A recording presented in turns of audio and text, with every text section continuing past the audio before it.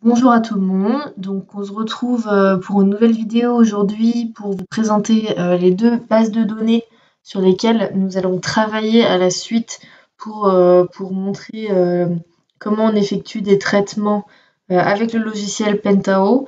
Donc pour ça, on va avoir deux bases de données, la base de données Tour de France 2003-1 et la base de données Tour de France 2003-2. Donc, je vais vous présenter les deux bases de données qui sont donc, sur Access à la base.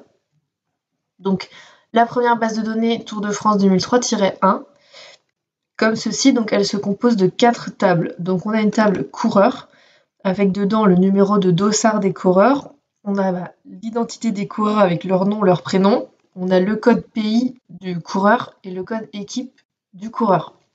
On a une deuxième table équipe avec donc le code équipe qui est le même, bien sûr, que celui présent dans les tables coureurs. Hein, bien sûr, ça fait le lien entre les tables. Et le nom de l'équipe. Donc un code, une équipe. On a aussi une table étape avec un numéro d'étape, une ville de départ et une ville d'arrivée. Et on a également une table pays, donc avec un code pays et un nom de pays qui sont bien sûr affectés. Ensuite, aux coureurs, on retrouve ici un code pays par coureur.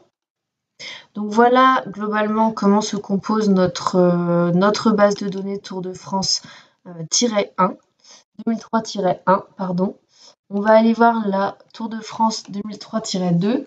Donc celle-ci, en fait, elle se compose de plusieurs tables qui sont déjà créées au départ.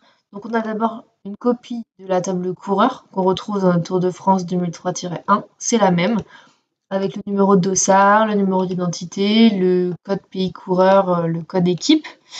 Et ensuite, donc on a la table coureur 1, donc ça doit être aussi la même chose, je ne sais pas s'il y a tout à fait le même nom d'enregistrement.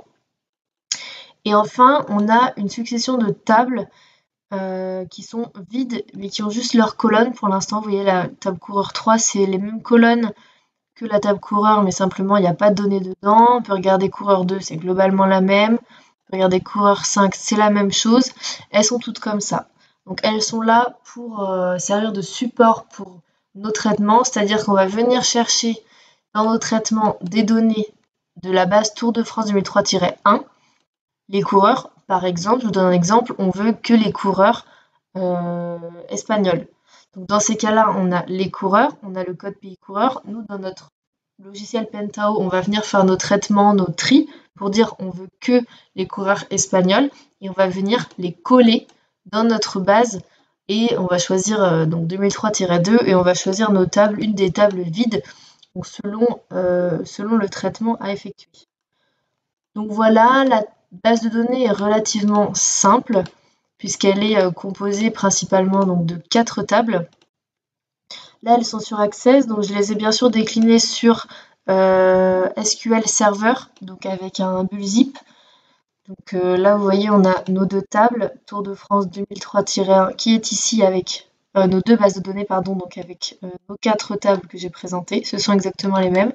On peut vérifier, si je fais modifier les 200 premières lignes de la table coureur, on voit que voilà, nos coureurs sont là, avec nos 4 colonnes, code pays et code équipe.